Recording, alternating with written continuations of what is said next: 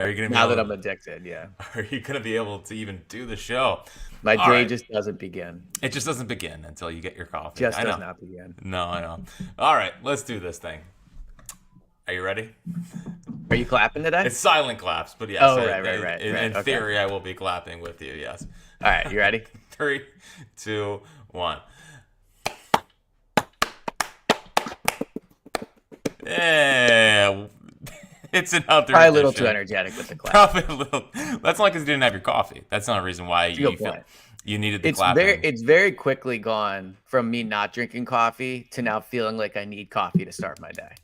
I can see it in your eyes, frankly. I Yeah, can see the little bit. I can't tell if it's because the Sixers lost last night, or it's it's a that you haven't mixture. had your morning coffee. It's a mixture. Yeah. Welcome on in. It's another edition of Clap Your Hands, presented by Coors Light.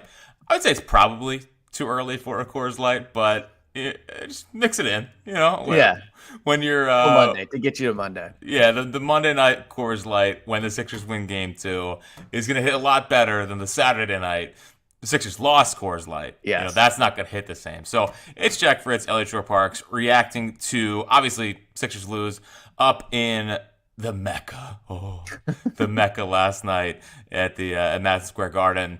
Eliot, what's the big thing that you kind of feel today? Yeah, so I went into the series and I didn't think they would win the series. So for them to lose game one was not shocking to me.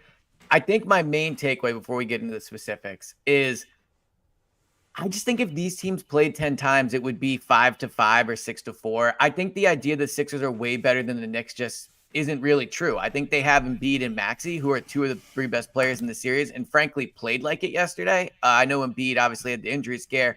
Maxey was awesome in the second half. Brunson was probably the third best player in that game. Well, But they're just he didn't do extremely anything evenly. yesterday. I know. Well, he still had 22 points, but whatever. I agree. He was not good regardless. 8 for 26. They did a good job on him. When I watch these teams, I really think each game is going to come down to the final 4 or 5 minutes. And what's concerning to me is over a small stretch, and really why they lost this game yesterday, is the Knicks are just going to get so many more second opportunities than the Sixers are. They dominated the offensive rebounding glass. I think they had 23 offensive rebounds.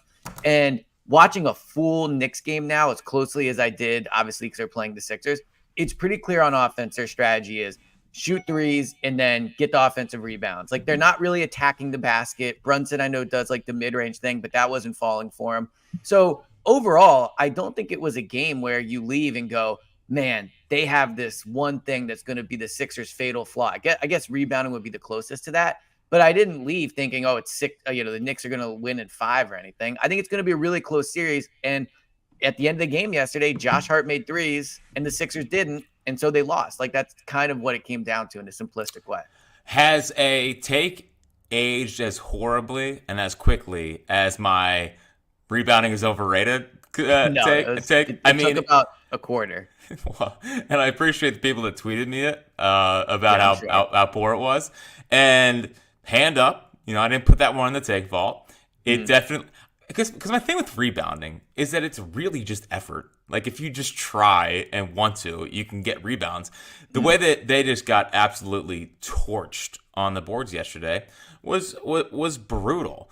But the other thing, I guess why I'm not too down is first off, the goal is to split there anyway. Like if you think the series is going I 6, just think that's like I'm such just saying. losers. Hey, But hey, yeah, hey! I don't know if you know this. Do you know this? That the series doesn't start till the home team true. loses. True. So that hasn't happened yet. So you can say the series hasn't even started. I just didn't have this takeaway from yesterday that oh my god, that Knicks team they're tough to beat. I didn't have that feeling at all. I think they have a better 3 through 8 than the Sixers. Like they have a better team, right? They have a better overall team. And sure, like it's Seems like a Brunson. problem. Seems like a problem. I get Yeah. it. But it wasn't I didn't have this oh bleep, like this is the Sixers don't have a chance in this series. Like I think that if some other things go their way yesterday, if Embiid doesn't have to miss the close out of the first half, maybe the game goes a little bit differently yesterday. I don't have this kind of doomsday approach to the loss yesterday. I thought they were going to lose game 1 regardless. I actually thought they were going to get run off the floor a little bit. That's how I felt.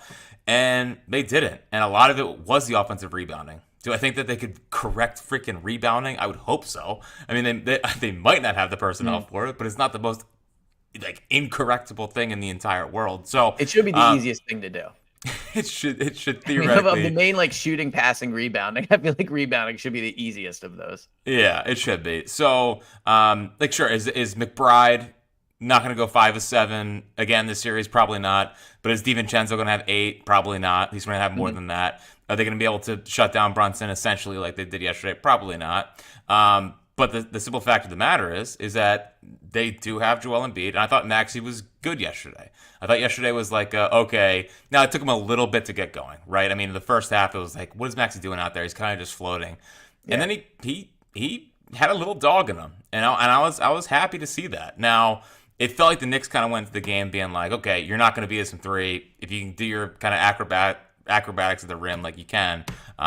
But like I didn't have the feeling like this is an impossible task for the Sixers after game 1 yesterday. I guess why I feel differently is all year I felt the Sixers were way better than the Knicks when Embiid was playing. It's because of that tweet, dude. We get it. You had one tweet that's not going well, okay? No, you're letting it cloud your judgment.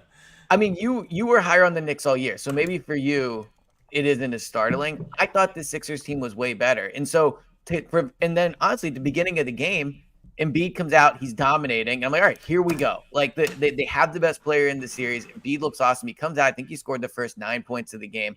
They go up 10, 15 points, something like that. And granted, the Knicks weren't making their shots, but that's what I thought the difference between the two teams were all year. To your point, McBride, you're not going to get 20 from him every game, but they just have more guys than the Sixers do. So what annoyed me, just to get frankly right into it, is I can't do it anymore with after they lose, explaining away why they're actually the better team, why they're actually going to win the series. If you look on Twitter, it's, well, if Embiid's plus minus versus when he's on, like, it's always been a problem for this team. To say that a problem that's plagued the Sixers for 5 or 6 years now, that when Embiid's off the court, that they're not as good, that's not going to solve itself over the next few games. I don't know what the solution is. I agree. When Embiid went down for those, 3 or 4 minutes at the end of the second quarter, it changed the entire game. The Sixers went from, I believe, tied or maybe up 5 or 6 to down big going into halftime. It happened again later on in the third, I believe it was the fourth quarter. Like, ultimately, they can't compete when Embiid's not on the court. But the issue is Embiid is constantly going to be off the court. We don't even know if he's going to play in game 2. So why I leave the game, and you're right, I don't leave thinking the Knicks are some monumental team that like cannot be beaten and this is going to be over quickly. It's just in a series that is, I think going to go 7 or 6. Losing that first game is a major blow. I looked up this morning. I texted it to you. I was surprised by this. Teams that lose game 1 teams that win game 1 win the series 70% of the time, 77% of the time. I'm shocked by it, but that's a pretty telling stat. So that was a major loss yesterday. And that's why I think going into Monday, you absolutely have to win that game. If they go out down 2-0, it's over. I get your thing about the series doesn't start until a team wins on the road. Well, you can't lose Monday. You can't. They're not going to beat the Knicks 4 out of 5 games. It's just not going to happen. They're not consistent enough. You don't know about Embiid's health. And the other concerning thing is Brunson did not play that well, and the Knicks still won. I think the Sixers mostly got what they wanted from their star players. I know Embiid, obviously, again, the on-off splits are concerning. But Embiid got you, I think he had 29 or 30 points. Maxey had over 30 points. That if you would have told me before the game, Maxey and Embiid both had at or around 30 points, I thought they would have won the game, especially if you told me Brunson had 22. So to lose that game where you mostly got everything you needed, like, it's very concerning. The Knicks didn't win because of some fluke. The Knicks won because they were the better team. Well, the Knicks probably played their B game? Exactly. Right? Yeah. I think they pretty much played their B game. And now they did rebound really well, and that's going to be a consistent problem, but that's not going to fix itself over the next few games. So, and I've kind of felt this way all year. I thought they had a moment where the depth was really good, and then, a lot of them were moved. And, I mean, there are some injuries like Melton and Covington, so I think that does actually affect some of the depth. But the problem with the Sixers is that even when Embiid and Maxey are really good, if there's not someone else kind of going off, like they can't do it. And like Embiid and Maxey were fine yesterday. I mean, we'll get into Embiid. I got more thoughts on him. But for example, with the Knicks, it's like when Brunson doesn't have it, or Anunoby, he didn't really do much yesterday. Yep. Even DiVincenzo, like they have Bogdanovich who kills them, who kills this team. He McBride. always kills this team. And You called it, yeah. I wish they traded for him. I just like Buddy Hield stinks. Like he just absolutely stinks. So, but Bogdanovich, you have McBride, like they have their 3 through 8 is just better and more ready for these games than the Sixers 3 through 8. And that's the issue. And like that's where it comes down to Toby gets put back into the Knicks because they have a $37 million player who's essentially unplayable. Like legitimately, Ricky Council should play ahead of him. Like so, it's not even a bid anymore, Eliot. It's not a bid. It's not a bid. So, he shouldn't be out there. He sucks, dude. He sucks. Yeah. So I've been hesitant to do the whole like blame Toby and rip Toby thing. I think yesterday is probably the best example of how much Toby hurts them, because to what you were just saying, that Brunson didn't have it, so guys on the Knicks picked him up. Embiid and Maxey mostly had it. You got 20 points from Lowry. Lowry had, maybe we'll see, but will probably end up being his best game of the series in terms of making a big impact, making shots. In that third quarter, he fueled the run with Maxey to get him back into the game. Tobias, of the plus minus, was a literal zero. Wasn't a minus, wasn't a plus. He was a zero. And I think that's what really hurts with Tobias is he just doesn't impact the game. And people will argue he impacts it negatively, and there's certainly truth to that. On defense, he had issues. He let Josh Hart get open on a wide open 3 late in the game that really cost him. Some of the shots he was taking, I mean, just like he looks mentally so checked out of it. It looks like he has lost all of his confidence. It looks like he's leaking. He's leaking to Keith Pompey before the series starts that he's out of here. That's also very concerning. That's benchable. Is that not benchable?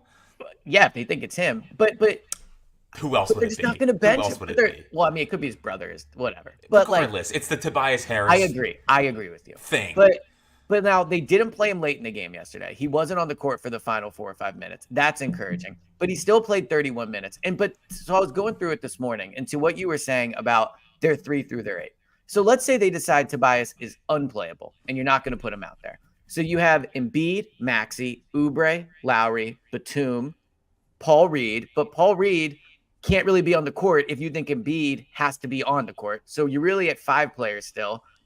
And then who else? So while you can go to KJ Martin, you can go to Ricky Council. Buddy. Melton, I know, might come back, but ultimately Melton's cooked. Melton cannot be the savior in this series. So Tobias has to play. He just is going to have to play. Now, maybe he's not going to play 35 minutes, but you can't have him playing 6 or 7 minutes or even less than that because they're just not deep enough. They don't have the pieces. And again, to what you were saying, Buddy Hield has turned into a zero. I think they got 7, maybe it was 7 combined points yesterday for Batum, Oubre, and Hield. And Buddy had 0. So if Buddy's not going to do anything, as bad as he shot 1-3. He shot 1-3. He won't shoot the ball. Your new co-host, Spike Eskin, tweeted this, and it's so true that oftentimes Sixers players come here and they're not what you thought they were going to be. Buddy has to be the most extreme example ever of that, especially when early on in those first 2 games after they acquired him, he was shooting it all the time. Like he had the ultimate green light. I don't think he's super comfortable in his role. I don't think he really understands when and how he should shoot, like in terms of with Embiid and when they want him to shoot as opposed to keep the ball moving. But ultimately, we're talking about a Sixers team right now that has maybe 6 playable guys. And one of them, in Embiid, can't play 44 minutes. He can't do it. So they're just short on guys. Let's get to Embiid because I don't know. I just don't think it's ever going to click for him. Like, what are you throwing the ball off the backboard for to try to dunk on a bum knee? Like, that's just like, yeah. I know you don't want to do the Jokic thing. Jokic is never on the ground. Jokic is never like dunking the basketball. It's a fair point. Like, you have a bum knee. You're questionable for the game. It's clear to me that he was more hurt in the Magic game than they have let on. He didn't play against the Nets. He looked hobbled against the Heat until it was late in the game, and he decided to show up. And against the Knicks, like, I don't know why you don't have to prove every game like how insanely skilled you are first. Just go play basketball. Like that. It was unnecessary. It was unnecessary. So, honest question for you as a former high-level athlete in college. Thank you. So I agree that, and it's gonna pay me to give Jokic a compliment. Jokic is healthy all the time because Jokic doesn't move the way Embiid does, right? He's a slow moving player. He thinks the game through, so he's just not putting himself in as many physically compromising positions. Do I want Embiid throwing the ball off the backboard and dunking it? Of course not. It was awesome when it happened. What are you doing? But I just don't know. Well, what's he supposed to be thinking out there? I mean, I think what you hear athletes say a lot about injuries is when you think about it out there, you're not the same player. Well, he was not good against the Heat. And I agree that he clearly hurt himself more against the Magic than they're letting on. He was awesome to start that game. I mean, he came out and looked really, really good. So I don't know. Do I want him throwing it off the backboard? No, ideally not. But I don't think he can be out there thinking about it. I don't think you can be out there and thinking while you have the ball, okay, here's the best idea, but I shouldn't do this because of my knee. He's just going to do what he's going to do. Now, to your point, maybe he needs to spend some hard time this offseason, or however you would do it, where he's not diving into the front row and making these big physical plays. So I watched a game yesterday with friends, and when he was on the floor, so many friends, they were just lining up to watch the game with me. But when he was on the floor, I mean, it felt like the season was over. I mean, the look in his eyes when he was on the ground, it was terrible. There was a line of blood. Yeah, there was blood. There was literal blood on his knee. There was blood. Yeah. I thought he had, what is unless maybe the brace got him. Right. Well, obviously the brace cut him. Well, yeah. I want to make sure his knee didn't explode, and there wasn't well, I don't think he would have came back. Yeah. Well, that was my first thought. Listen, you got to remember something. There's not much going on up here, okay? So when I saw blood, I said, bang, knees done. Yeah. But the thing I'll say about Embiid that I sympathize with him on is you can tell the second he feels like something's wrong with it, it internalizes so quickly to him that, oh my God, it's torn again. The season's over. He feels how everyone else feels when he goes down. Mm-hmm. That's why, in the video of him this morning, I guess it went viral yesterday. I just saw it this morning, where he's laying on the ground and the look in his eyes is just complete terror. It is complete. I feel like this is over. So he goes down, he comes back in, of course. You knew he was going to come back in. He doesn't look like the same guy. He was awesome to start. I don't think the mid-range game is really working for him. I don't think it helps him that their main rebounder and best rebounder is currently playing on a hobbled leg, going against a great rebounding team. And to your point about maybe it'll never click, I don't know if it will, but the tough thing is it really was a perfect encapsulation of his career. Was awesome to start, dealt with an injury, lost in the playoffs.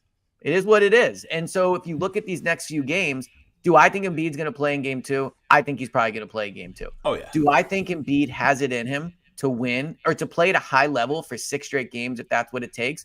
Physically, no, I don't think he does. And what really sucks is a month ago or 3 weeks ago, we were on this pod talking about how this is the healthiest Embiid has ever been. And here we go. And he looked so slender and he had the braids in and it was all looking great. Yesterday felt like a return to what it has been. And that, I think, was why I feel so discouraged after that win. And frankly, why I felt it after the Heat game. Because it looks like we're getting back into the same version of Embiid. Well, yeah. And eventually it comes back to there's one common denominator here. And he's here. And it's infuriating. And when we talk about how he looks and if he can hold up and if he can sustain, if they go down 2-0 and Monday happens, they lose, I'm just sitting him for the rest of the series. No. Yes, I am. What's the point? He's obviously compromised. I have to go push him out there for what? To lose in 5? Go play the Olympics. I knew this was going to come back to the Olympics thing. So all right. Why would you play him? Why would you play him? All right, let's talk about it. So Nick Nurse was asked after the game, and I was surprised he was asked this. I don't know who was it asked it, but Nick Nurse was asked after the game if Embiid would be smarter to sit, considering the last few games, it looks like he's hurt himself. And, there is the possibility that if he really tears that knee yesterday, and thank God he didn't, then maybe he's out all of next season, right? I completely get that. But here's the thing. It's past the point of protecting Embiid's health. Nope. It's year 10. No, it's not. So what do you want to do then? Just never play him? He has to play. But he's hurt. He's hurt, but he can play. He's hurt, but he can play. What? There's a difference. But it's a losing battle. It's a losing battle. But it's always going to be this way. That's the point I'm making. No. Sitting You're not him does listening. not. You're not listening. They're down 2-0. How are they winning the series? What's the point? They're not. I agree. Okay, so then why am I putting him out there? But do they have a better chance to win it with Embiid or without Embiid? Of course they have a better chance with Embiid. But this season doesn't matter anymore. It's like if they go down 2-0, it doesn't matter. It's over. Like, why am I putting him out there on a bum knee, possibly making it worse, possibly affecting next year, when like next year's more of an all-in year. Like, they have all the cap space, they could have another star. Like, there's no point. Sometimes you gotta know when to fold them, and if they go down 2-0, you gotta fold them. But if you are going to sit him for the rest of the series, then you might as well trade him, because that is an admission that don't be so dramatic. No, don't be so dramatic. I'm being dramatic. You want to sit him for the rest of a playoff series. If you sit him, it is an admission that you cannot build around this guy. And that's why I would not sit him. It is past the point of worrying about his health in terms of how you manage the team. Is there an argument for next season? Obviously, like, look, actually, even this year, he sat for most of the year and we were all like, here we go. He's healthy. And it's the same thing. But like, he came back and got hurt. He's not healthy. He got hurt in the Magic game. But he's still playing, and he actually played relatively well. He's playing hobbled. He's playing at what, 80% right now? 75%? He still had almost 80%. Like, if he was 30%, then maybe I would see your argument. If you think he's playing 80 or 70%, then you have to keep playing him. Like, I thought the question, while fair and interesting, was so out of left field. It makes you wonder if whoever asked it knows something more about his health than he's letting on. Because again, he came out yesterday and looked awesome. He dominated early on. And then after, I think mentally he's so worried about the knee. That could be it. I wonder if it's not a physical thing as much as it's a mental thing. But you cannot sit him the rest of the series if they lose. Sure you can. If you can't handle NBA Twitter being mean. It's not about that, though. It's about the fact that that's the only reason he played against the Nuggets. That's the only reason he was out there in that game, was because he sat against the Nuggets. And the only reason he's out there against the Warriors was because people were mean to him, and people were on Kendrick Perkins or whoever crushing him on ESPN. You're folding the season. If Embiid comes in after. Well, what about? I mean, look. You're down 2-0 against someone that was Knicks. In a locker room. Well, what does it say to the team if after you go down 2-0, Embiid's like, peace, I'm out. Like, I'm not getting hurt. It's a team decision. It's a team decision. It's not his decision. At some point, they gotta say, "Okay, you gotta sit down." Like, okay, what if they go down 3-0? Would you sit him? No, I would not sit That's him. insane. Because I'm past the point of worrying about this. I'm past the point of worrying. But you have to protect him a little bit. There has to be I don't some think kind you of do. I think you play him yes, when you he can play. It's too far in his career to do this. If it was year 2 or 3, or even year like whatever, then yes, I get your point about long term. He is what he is at this point. He is somebody that is a big man that is never going to be fully healthy in the playoffs. And while obviously it would suck if you kept playing him and he missed all of next year, you have to take every chance you get. And right now, even if they're down 2-0, they still have a better chance of advancing than they do next year, where you have the whole regular season to get through. Do you want to know why? I do. Do you know what it says to the team that, like whatever, the message to the team? If they go down 2-0, you pull Embiid. The message was sent to the team at the deadline that this was not a all-in year. They got Buddy Hield. Okay, I agree with that. Best player at the trade deadline. Who stinks. Okay, Yeah. So like that was the time where if they truly believed in this roster, like, dude, if I felt like if this was a conference final, if this was like this is a push all your chips in, yeah, I'm not sitting Joel Embiid. But the issue is that I've watched him in the Heat game. I watched him I didn't physically watch him because he wasn't on the court. I watched him sit against the Nets. Right. I watched him leave the Magic game hurt. I watched him limp off the court yesterday. He's clearly hurt, and I don't need to keep trotting him out there for a losing cause. And I understand, like, I'm on board with you when it comes to we can't keep protecting Embiid, but that's like when he's healthy. He's hurt again. Like they can tell me whatever they want, like about his health, yada yada yada. I think he's legitimately hurt again. I think the Magic game and everything that's happened after that suggests that. Like the whole idea of, well, this is the healthiest. He's not. He re-injured something.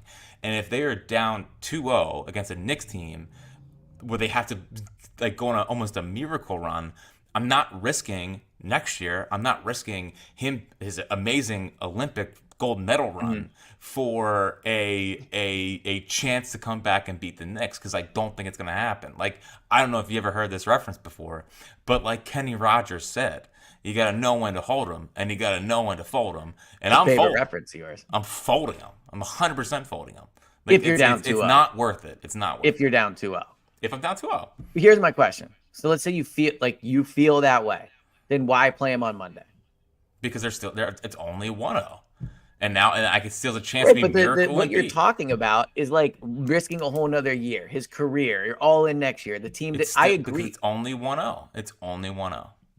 So you keep risking his health as long as they have a chance, is what you're saying. Yeah, I think 0-2 is they have no chance. Yeah, I think at 0-2, it's basically over. Now, look, they do come home and they could win the next two, and then we're feeling way different. But I agree. If they lose on Monday, they don't have much. You were just the one that said you'd play him if they're down 3-0. Yes, I would play him no matter what. Again, I think it's silly to sit him at the end of the day because it's just you don't sit your best player in the playoffs. Maybe this is old man yelling at cloud, and I'm Mr. Really don't hit in training camp.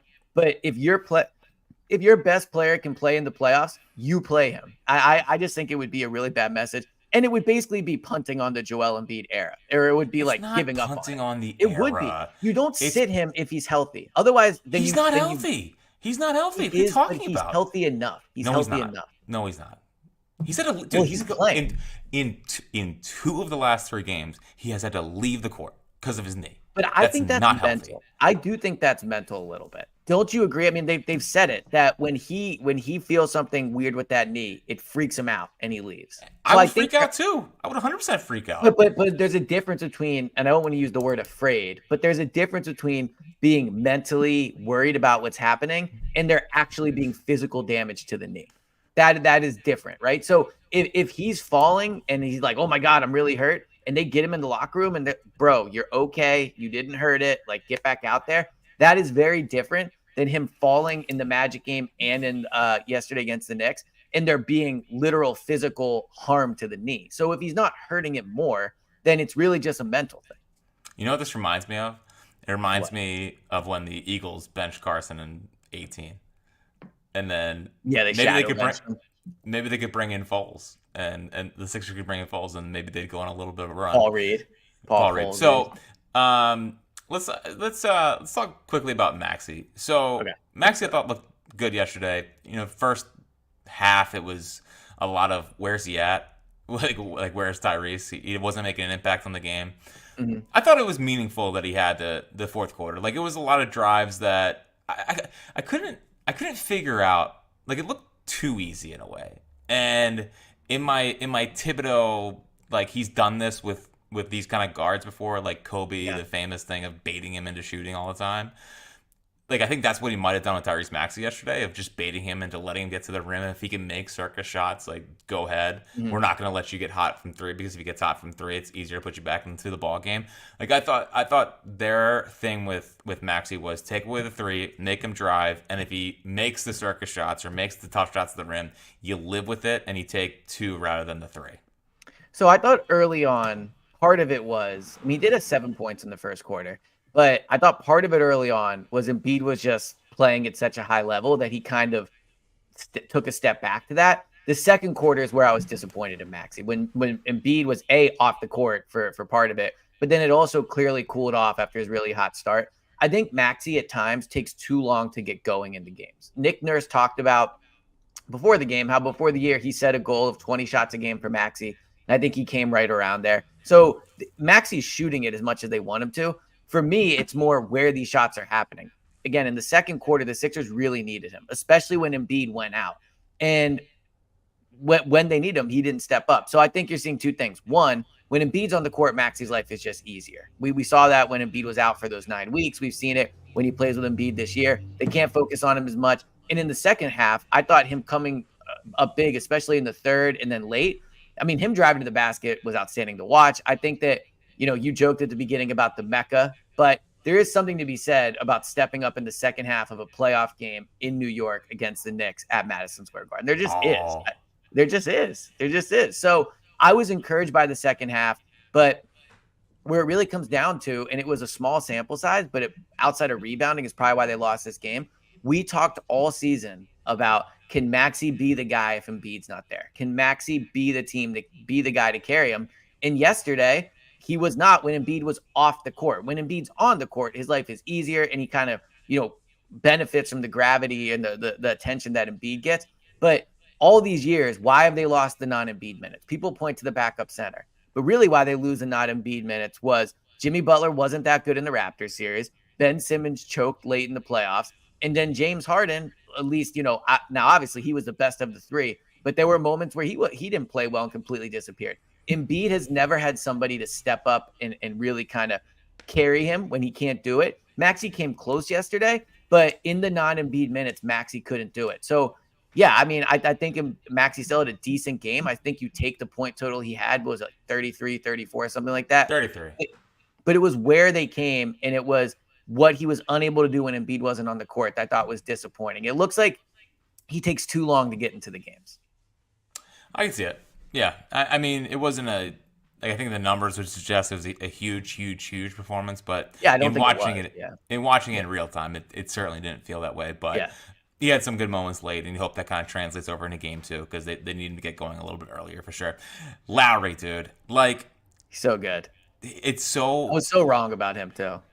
Me too. It's so fun watching an old dude that just knows how to play basketball. He just knows how to play the game. There was a time in, I think, the third quarter where it's just like he had telepathic vision to get the ball to Batum in the corner for a three, and it was like, how do you see that? And it's so when I talk about winning basketball players, it's like an obsession of mine. It is an obsession of yours.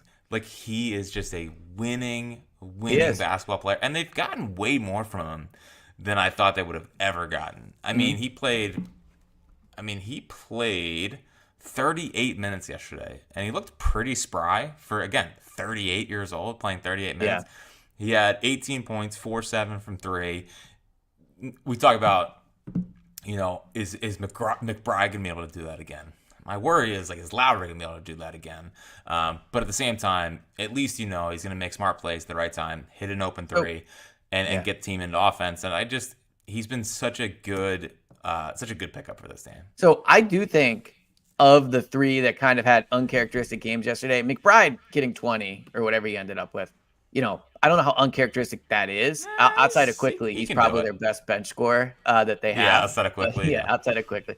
But I thought with Lowry, how he got his points are ways. Now, he shot better from three than he will throughout the series, 4-7. But to your point, he's a veteran winning player that knows how to play the game. And I think that won't change. Now, maybe he wears down a little bit. And that's another concerning thing, I think, when I was talking about the rotation, that of the 7 playable guys or 6 playable guys you feel confident in, 2 of them are old in Batum and Lowry, and 1 of them has some version of a bad knee in Embiid. So I think the Knicks are better built to withstand a long series. But Lowry yesterday, I do think it is replicable. I don't think that he will hit 4 threes every game, but how he got his points, how he impacted the game, that's how Lowry does it. So I think that you can count on him being good the rest of the series. If there's one silver lining, because I think I've been pretty negative so far in this pod, if there's one silver lining is Josh Hart is not making 3 threes in the fourth quarter often. I think their defensive strategy of leaving him open and focusing on Brunson worked. Hart missed a ton of threes early on throughout the game, and Brunson didn't really do much. And Brunson has not really lit the Sixers up this year. So if you look at, what is more likely to happen, I think it's more likely Lowry has an impact on the games moving forward than it is Josh Hart is hitting wide open big threes late in the game. He's just not a good shooter. Well, the problem is, so now they did leave him sometimes egregiously wide open. I know he hit the one. I think that was a good strategy. It hurt them late, obviously, but also, is DiVincenzo gonna have 8 points again? You're right. That's the issue. Is that if it's not hard, okay, well then there's someone else that can kind of do it, and that. And again, we're talking about the 3 through 8, building a basketball team. That's kind of the issue with the Sixers. Who would you rather have on the court right now? And I know this is going to be shocking from me because I've been slanderous towards this man. Yes. Who would you rather play more, Campaign or Buddy Hield? Probably Campaign. Like, so And that hurts me because I'm very anti-campaign because I'd rather have Pat Beverly. But I mean, Buddy's just awful, man. I don't know what to say. If he's not shooting threes, I don't know what he does. He's slow. He's not good on defense. He's not, excuse me, he's not great at getting to the hoop. He's not going to shoot. Like, at least campaign. I will say, I think a theme so far is like confidence. Toby's lost it. I think Buddy's lost it. Oh yeah. Campaign might be one of the last players that hasn't played enough to lose their irrational confidence. I think when he goes in, he feels very good about his chances. Like, so yeah, I would probably rather play campaign than Buddy. I need more irrational confidence guys with this team. Like they're all gone. Remember we did a pod one day how like Buddy had it, Oubre had it, like they're all. Well, Oubre still has it. I mean, Oubre still has it. It's so funny because Oubre had 5 steals yesterday. He really only scored 9 points, and I like having him out there. Like dude, he's their third best player, him or Lowry. Like I've said. Yeah, like it's wild to me how, he's one of those guys that somehow I can't believe I'm saying this, but he somehow impacts the game without scoring a ton. I don't know how it happened. He's a winning player. But he had 5 steals yesterday. He's always had like those weird block numbers. He's starting to actually hit some open threes. He like will try to dunk on people. Like you need more guys that don't give a bleep in the playoffs. And like you look at Toby, you look at Buddy, you look at some of these guys, and they just look so not into it. And then you need the campaigns to give them a spark. Like campaign, if they go down, like and it's looking like, oh, here comes the tight Sixers or whatever. Like I need campaign out there. I agree with that. To try to give them some kind of spark because he can. I mean, he can give them a spark and need someone with some energy. Like Buddy just looks like the life's been zapped out of him. And I know he had like 6 assists against the Heat, but like you're here to score, man. Yeah, and you're here to shoot. You're here to shoot. So I have a disappointing thing yesterday. I have a Nick Nurse take for you. So moving forward in this series, is this not exactly why they got Nick Nurse and fired Doc? Like Doc could go down 0-1 to the Knicks. Doc could lose to the Knicks in the first round. The problems the Sixers are facing right now. Rebounding. And Nick Nurse said after the game that rebounding something that he has to look at. It's something you can scheme in terms of being a better rebounding team. I agree with you. A lot of it is effort. But if he's a great head coach that makes a difference in series, let's see if he can scheme the rebounding. 2, what's he going to do with Toby? Doc just played Toby. Doc just played Ben Simmons. Doc just kept giving the ball to James Harden even when he's clearly out of it. Is he going to make a Toby adjustment? Is Toby's minutes going to change? Is Toby going to start? He's already started benching him in the 4th, but is he going to pull some of Toby's minutes? So those are 2 and 3, really. If Embiid's compromised, how are they going to find offense? How is he going to scheme plays open to make this offense easier to get points without Embiid being his full self? I was told when they hired Nick Nurse, and I like the hire, that he was a difference-making head coach. When we had Danny Green on, he said he's a weapon on the sideline. Well, let's see it. Let's see it. Because against Miami in that playing game, they came out in zone, and the Sixers looked like they were completely unprepared for it. I think that is personnel, but ultimately we can't say Doc was the reason for last year, and then this year it's the players. Like either the coach impacts it or not. And they didn't look prepared for the zone. They didn't look prepared for the rebounding. We can say it's effort, but Nick himself said it was a scheme thing. They had even a worse rebounding game than you would have thought, than we could have expected.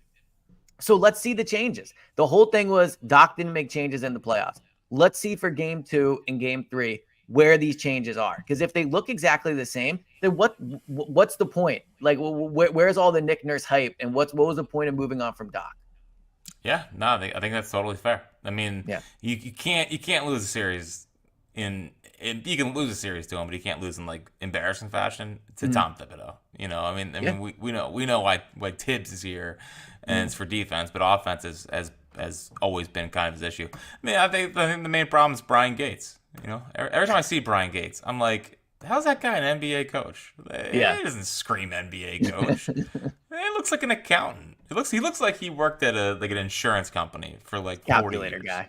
Yeah. He's an analyst guy. But yeah, I think that's basketball you loved. I think the Nurse stuff is definitely fair. So, I mean, listen, there's another game Monday night. They're gonna come out. I do think they win. I actually do think I they don't. win. I can tell. I can I don't. tell. The line's No, 5.5. I'm really surprised by that. I mean, I don't think that's quite a Joel's not playing, but I think there's some Joel might not play built into that. yeah. You would think that if they viewed this as an even series, that line would be much closer because the Sixers need this one much more. Obviously it's a big one for the Knicks, but You the labeled Sixers it. You labeled it a must win. That's a big. That it is that's a how you must know win. it's a big game. Yeah, That's how you know it's a I big guess game. you could argue maybe it can't lose, but I think it's more of a must win. Right. And then the other thing, if you look at the odds, the Sixers they're slowly getting down there. I think they're now +2 something to win the series. When it started, they were -110 or -118 or something like that. So, I mean, things are starting to slip away. The 5.5, I think, is a very telling line. Yep. So final things, I guess before we get out of here, what did you think about James Jackson showing up to do this podcast with a Nova hat on? Yeah, it was very. I mean, because like last podcast, right? We accused them. Who are you rooting for? You're rooting for the Nova Knicks, or are you all Sixered up? And he's like, no, Sixers. Yeah, he did say that. Shows up today in a Cats hat. Is that because of Lowry? I'm not banking it all on Lowry. Well, here's what I'll say to not just James, but to all Nova listeners of this podcast. You can't do and James didn't, but the listeners can't do well, I was just happy to see the Nova guys play well if the Sixers are going to lose. No, you're either rooting for the Sixers or you want the Nova guys to do well. You can't have both. I just don't know. Like, how do you? Okay, let me address some things. Yeah, Thank you. I was trying to stay out of it. You guys will be. Look at him in his Nova hat. He's so happy. I didn't even take the hat off. Like I kept the hat on. I'll own up to it. Sixers all the way, but it's you cannot blame us as Nova fans for if the Sixers lose. You absolutely can. You can't root for the Nova. You're like, all right, well, if we had to lose to somebody, no. See, I don't buy that. I don't buy that. I think take the sting away a little bit. Where we lost to someone who I could root for down the road. Like we didn't lose to a foe. We didn't lose to a rival. We didn't lose to someone I hate. Mm-hmm. We lost to our guys.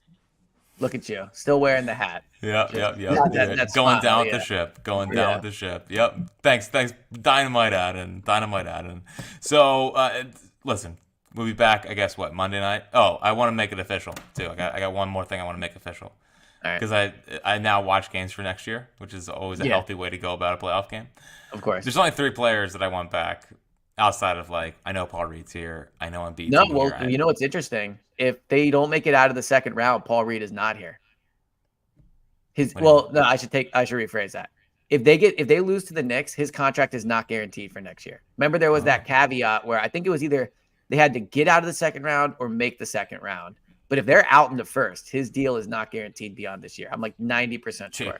He shot that 3 yesterday, and when he blocked it was. I wanted to jump through the TV, and every time he shoots, every time he makes a basket, it looks like a mistake. Yeah, I agree with that. It's never. Wow! Look at what a move by Paul Reed. It's always like he just flails and throws it up there. As I mentioned, I was watching the game with all my friends, just so many friends around. And when he shot that 3 and Mitchell Robinson blocked it, I laughed out loud. And I immediately thought, I shouldn't have done that. I'm with a bunch of, but the block on the 3 was pretty embarrassing. Did your Knicks friends check in yesterday? No, actually, they were. I think not much trash talk happening. Yeah, that's good. That's healthy. Yeah. But there's only 3 players that I want really that need to be Sixers next year. I want Batum back. Just knows how to play the game. I want Lowry back. I don't care if he's 40. Yeah. Lowry, he can still play. Clearly, I'm in on that. Yeah, and I think he matters. And I'm not saying $20 million a year. I could use Kelly Oubre back. The fact that Buddy's probably going to make more money next year than Kelly is egregious. Honestly, though, real quick, I don't think that Buddy might be really messing up his salary here. The Sixers probably aren't going to re-sign him. He's not been good here, and I don't know. The new bet might be who gets more money, Buddy or Kelly Oubre. It should be Kelly. It should be Oubre. Oubre is better than Buddy Hield. He's a better player. Yeah, and he came to Philly. Really ingratiated himself into the team, into the city. One of us. Well, I think legitimately, you might laugh. That's fine. Yeah. I think Philadelphia has gotten the most out of Kelly Oubre. I think that there's something about playing in a town that cares. He's been a Wizard. He's been a Hornet. Well, he was a Warrior. Yeah, but barely. I mean, did he even and also, I don't think they have real fans. Like, they're a great team. But plus, wasn't he on the team that like ended up he wasn't third pick in the draft?